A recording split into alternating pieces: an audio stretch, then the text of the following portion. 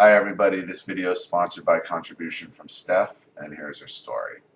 Hi Ollie, I just wanted to message you to share my story on your YouTube page. Not sure how I will donate. It's a long story. Thank you for what you do, Steph. Where shall I begin? I was born to a narc mom. I'm 45 and just found out last year. What the fuck? I'm going to court June 15th with my NPD, BPD, bipolar, possible sociopath, ex and dad of my 11-year-old son, hopefully to get full custody of my son. I have permanent lifetime injunction against my son's dad after 8 years of being together, being abused by him, watching him abuse our son, my stepkids, his ex-wife, and everyone he has ever been in contact with. I finally left him in the middle of the night. He woke up, started screaming at me, calling me a cunt, bitch, whore, and grabbing me by the throat and threw me across our bedroom into the wall. He wouldn't leave. He hasn't worked in 3 years because of a workman's comp case he had. So I left my home with my son. He didn't pay the mortgage on that home, so it was foreclosed on. Whatever, it's just a house, and I was away from him. Got a temporary injunction, and not really knowing what any of this meant and still being in the insanity of insanity, I agreed to drop it, go limited contact as far as our son was concerned, and move forward. At that time, that was fucking great compared to the daily abuse I endured. Done. Free. Haha. For 4 years, we exchanged our son with little argument besides the weekly and sometimes daily abusive emails, texts, voicemails that I mostly ignored. Until 2014 when he got crazier. Coming into my home while I was sleeping to yell at me about our son's allergic reaction to something, and a few weeks later got a text telling me, "What the fuck is wrong with you? Get your head out of your ass. What drugs are you on? Do I have to call DCF on you?"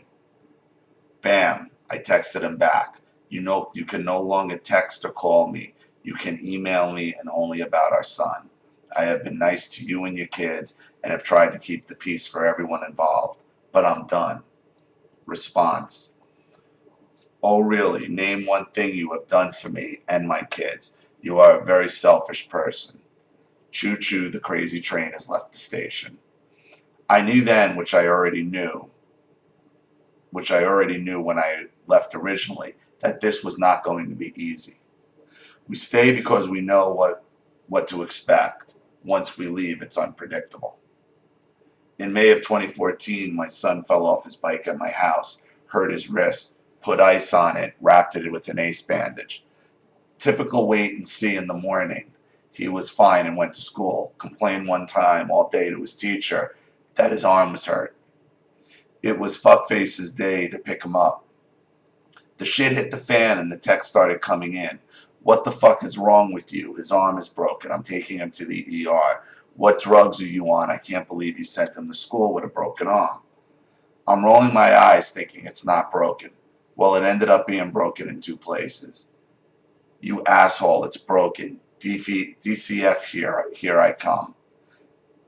Thank God when we went to the pediatric orthopedist with my ex, trying to make me look bad in front of him, the doc says, "I have 4 kids, and unless the bones are coming out of the skin, it's not broken in my house." Laughing my ass off. From there, DCF called 7 or 8 times on me. False allegations, negligent, alcoholic, drug addict, mental and physical abuse from me and my current boyfriend. Pick one dude. My attorney said, "Fuck DCS. Give them my card when they come to your house." Even if I had one DCF agent say it says here you drink wine. Yeah. I'm like, "Yeah. Don't you, especially with your job?" He said, "Well, yeah, that does seem, I don't know, weird. I don't know why I'm here." What the fuck? Filed for another injunction and got a no trespass order. Fuckface kept my son from me for 5 weeks the summer of 2014 because I'm a bad mom. While he had him, he left him alone with the dogs for hours at a time. Left my son harassing, abusing, threatening voicemails on my son's cell phone that I paid for. I found him on his phone when I finally got him home and have them for court. I'd love to hear them once court is over. He, al- he also punched his ex-wife's car in front of his house during a child exchange with all four of his kids there. Police were called. His ex didn't press charges as long as he agreed to pay for the damage on her car. She's a piece of work also, and I think she enjoys the crazy interactions with him. Fuckface wasn't paying his rent and told his landlord at the time that he had full custody of all four kids because one mom, me, was a drug addict and the other mom was mentally ill. He also told him he had cancer and couldn't work. That's why he couldn't pay his rent. They fucking believed him. Even after I told them he was lying until they went to court with him and he was evicted and they said he was a nightmare to deal with. I got a year-long injunction in July 2014 and got my son back, but he was still allowed visitations every Wednesday, every other weekend. I felt I was finally coming out of the fog of abuse and thinking somewhat clearer.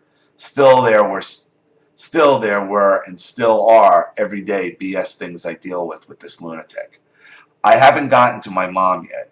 2+ years in injunction court with him violating several times. The cops do nothing. Fuckface has done 10 to 12 wellness checks through the cops at my home, even though they know I have an injunction against him. Even telling me that I can't harass him. What the fuck?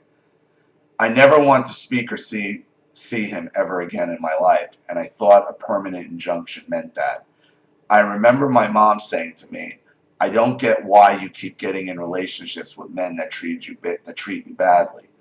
Your dad was always good to you. It was you, you dumb cunt. You were my abuser. Every conversation started with, I'm very disappointed in you. You're doing everything wrong. I don't mean to beat you up about it, but I'm gonna. I had my daughter when I was 16, went to hair school, had 2 or 3 jobs while I was in school. I knew I was a single mom and dealt with it and did what I had to do. I owned my own salon for 7 years and have been self-employed for 15 years doing well.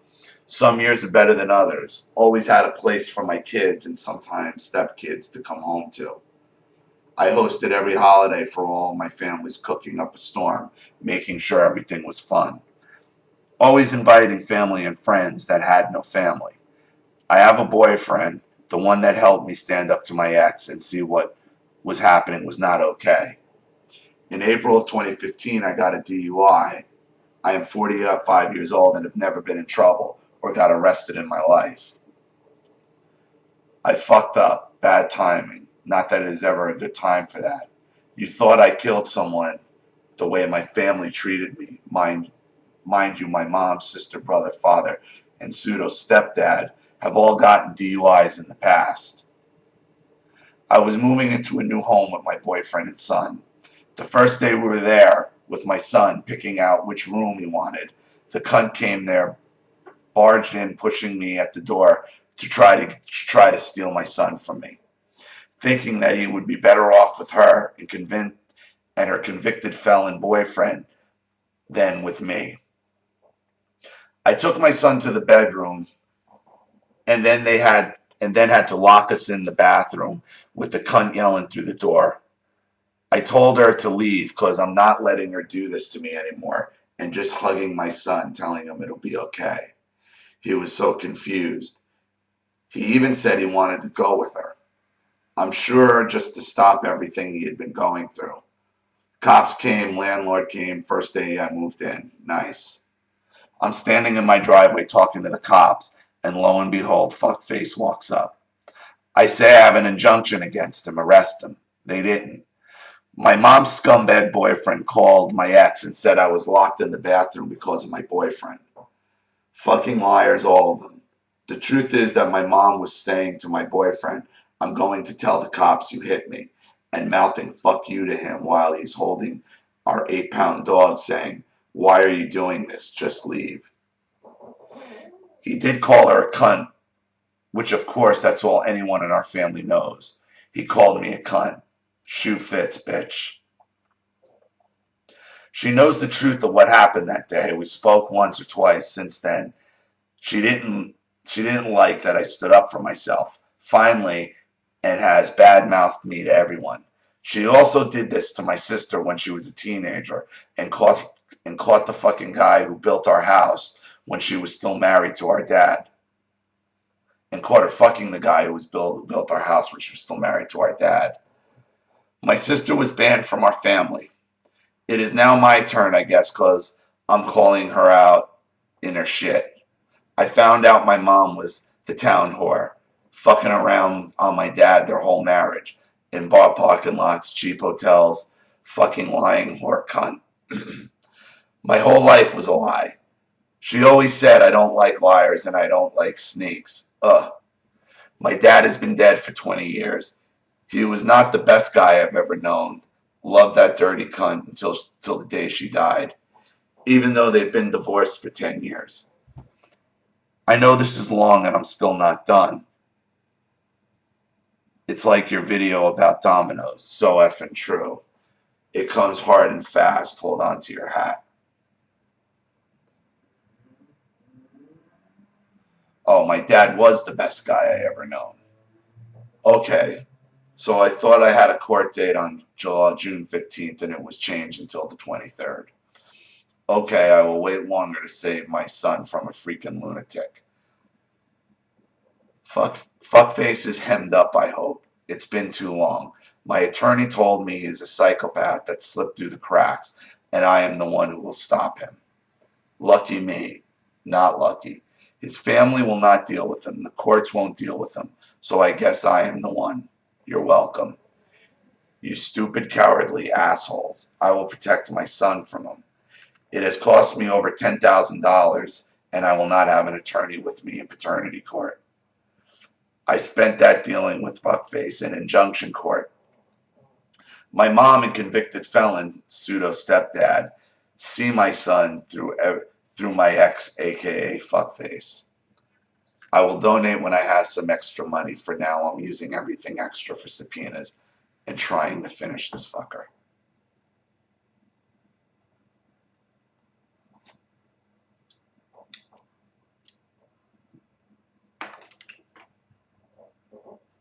Okay. I understand you're upset, and I understand the way your family spoke and all that, but you gotta calm down a lot. And I know I curse a lot, but all this might be able to be used against you if it's ever out. Just be careful, because it seems like you're dealing with similar to what I dealt with. People that just want to turn on you for any reason.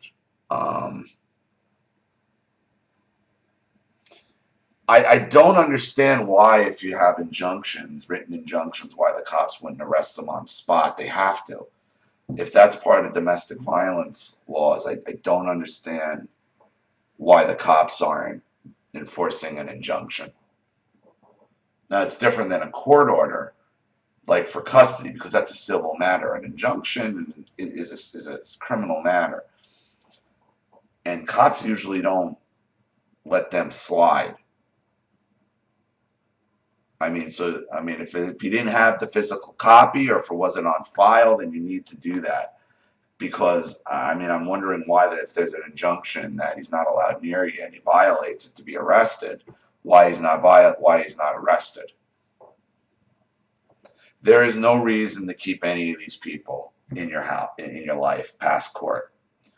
Once you get through the court thing with your husband, with your ex-husband, hopefully everything will work out. If you have these recordings and these threats, he should lose custody or supervised visits, and get an actual domestic violence, restraining order against him.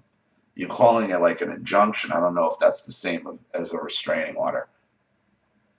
You got to make sure that the restraining order is enforced. I'm not sure exactly what it is you're talking about. That might be why the police aren't enforcing it, because it's not an arrestable thing. Because if it is, they have to. That's a criminal matter. Violating a restraining order is a criminal matter. So keep all your recordings. I'd love to hear them someday. Hear it for myself, see what's going on.